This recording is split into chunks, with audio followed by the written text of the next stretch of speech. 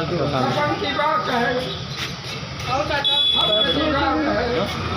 राम चाचा जय राम और बढ़िया बात। अपन की बात है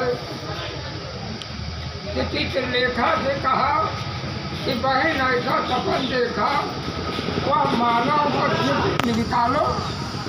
तमाम चित्र निकाला, चित्र देखा, पूछा, कहा नहीं नहीं। जब कृष्ण भगवान का नाती अनिरुद्ध का फोटो खींचा, यही मानव आया था, स्वप्न में चरित्र हरा है। ये मानव कैसे मिले, कहन हम लाएंगे सब साथ।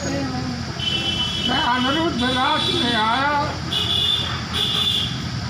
और उषा के साथ विहार किया, और जब जाने लगा तो मंत्री देख लिया, तो राजा से दामग्ध से कहा